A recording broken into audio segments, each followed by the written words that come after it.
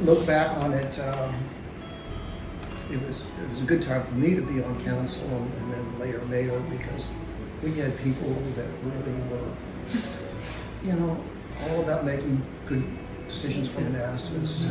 You had people, a lot of Republicans, but some independents, I think, and some Democrats who really, it didn't get partisan. I think it's after the election, it was never partisan. It was just people doing it, and there was always some talk about, well, should we have precincts? But sort of the discussion was, by electing folks at large, everyone brought that sort of, we got to work for the whole of Manassas and take the broader view, not my precinct. Right. And we just had a good collaborative spirit. Pretty much the way I've thought about it as well. If all the council members and the mayor work for everyone in the city's small enough to be able to do that. And you work for everyone. So anyone in the city has an issue, a problem, we can all be involved with communicating and trying to come up with solutions. So I've always felt that was a good way to go for the city. Now maybe in something that's larger like the county or state, obviously it works the other way around, but for the city it's small enough to be able to do that.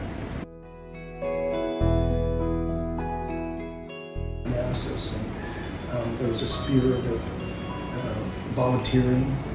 Centered around the fire company, the volunteers. And if you look back, I think a lot of the people who served as council members came up out of the fire thing. And so they had that sort of community spirit. And those people, I always thought it was a neat thing that the council met in above originally, that old fire station. And I said, this is really where it all got started and where sort of that spirit was. And, and the new city hall was right next to it. I remember the smoke in that room. Smoke? Your dad smoked, Buddy Moore smoked. Oh my We God. had executive session in the back in Buddy's office. Sorry about Dad smoking. I remember cigarettes around the house all the time. He and Dad, he and Mom both smoked. Not a lot, but they smoked. And I made a deal with him one day that if he stopped smoking, I would go to church. He stopped. Wow. And I went. I was 4 years behind John in getting on city council, but we were meeting upstairs in that old council chambers above the fireplace and fire department place. And come back from those first few meetings, Patty would say, "My God, you're just reeking of smoke. You can't come in here like that. You like that kind of start undressing when you come back from those night meetings." And, at that time, there were those folks, and Maury Gerson was a smoker, and Bob Byrne was he might do a cigar back there, and so there was sort of this blue haze that hung up there in that council chambers. Colonel Kerlick, I guess he smoked, and also, what was the name of the reporter? Nancy Breeden? She smoked.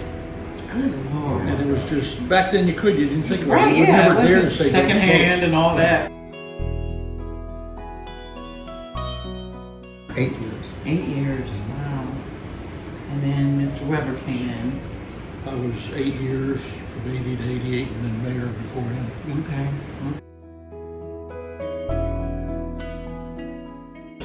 We had pretty good council back then. Tom, We got City Hall done.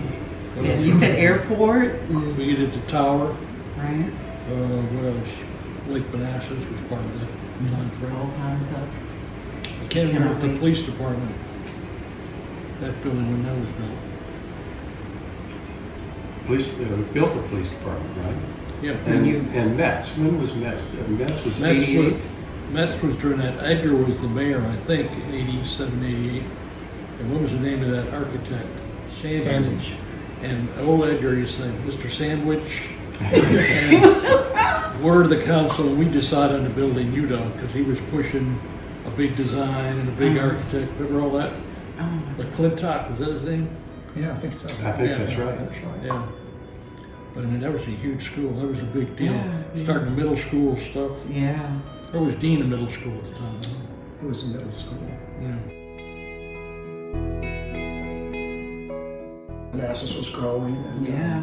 we're growing with it, and always, I think, benefit from having a really strong operational side, people who knew how to get things done, and you know, during, I guess, Hal's father's time, when IBM sort of came in to Manassas, and great corporate citizen, and it went through different iterations, but during my time, there was the idea to build this chip facility. It was a collaboration between Toshiba and IBM. Because they were Laurel, and they went through a few changes. But, you know, I like to think, you know, and it was because I think IBM had a good experience here. The city had a good reputation. It was independent with a utility partner, electricity that was strong and could meet the demands. And council really ran with that idea, and you know, got the deal done. And you know, it was, I do remember that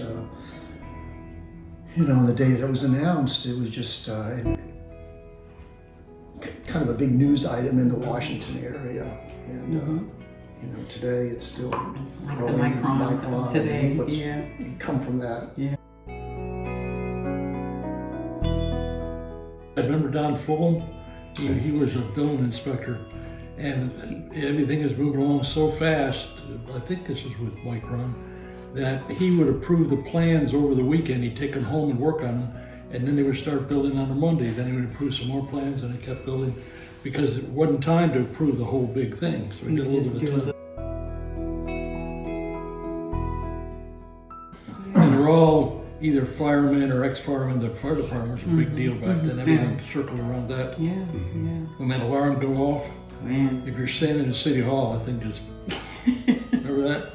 Yes, I do. And your dad used to run. I remember running across the street many times from NIFCO to the fire department to run calls during the day particularly.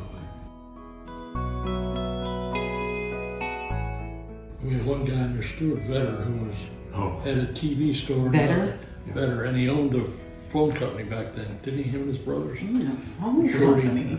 Yeah, what was it? Wasn't Continental. What was it? Piedmont? I want to say Piedmont. Yeah. Not sure. Or it was Continental, I forget. But he, every time the alarm went off, at the council meeting, he'd pick up a phone. Where's the fire? He always said that. Yeah. Tell you a story about Stewart. Stewart was a member of the city council for when you all were there. Yeah.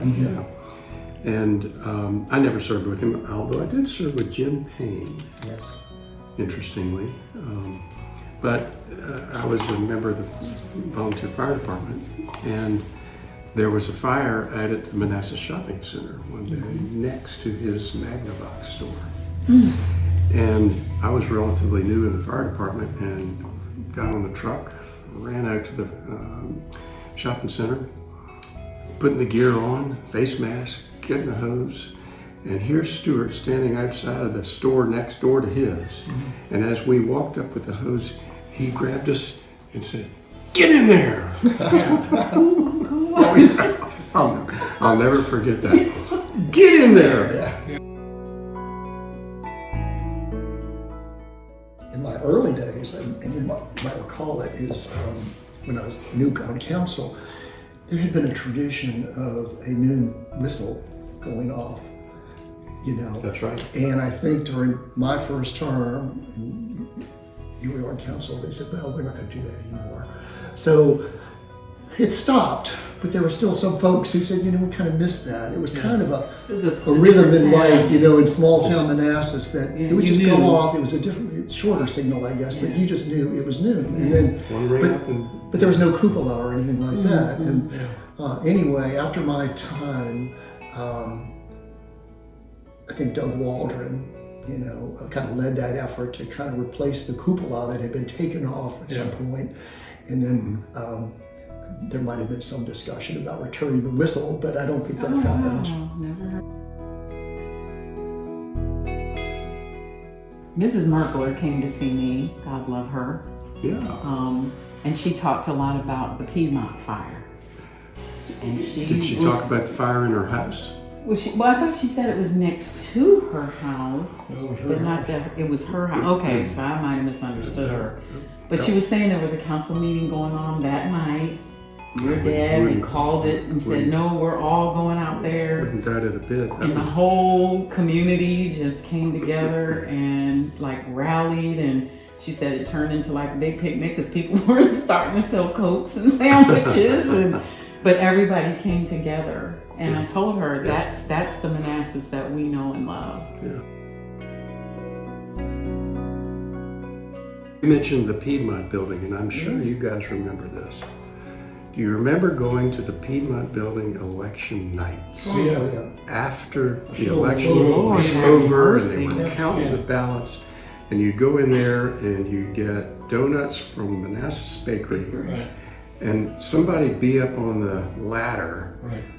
writing down Oh, with chalk on a gosh. chalkboard the results of the election. Gosh. You remember that?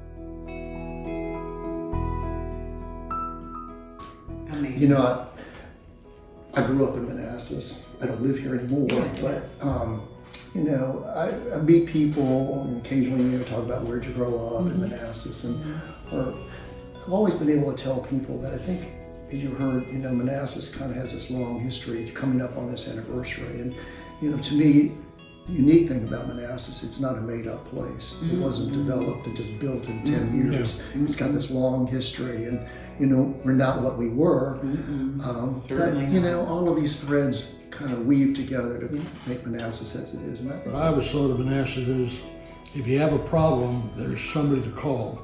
You always knew somebody, Yep. whether it was a That's it. banker, a lawyer, That's or it. a Oh, I doctor or know. something. Yeah. There Yeah. was always an answer. Yeah.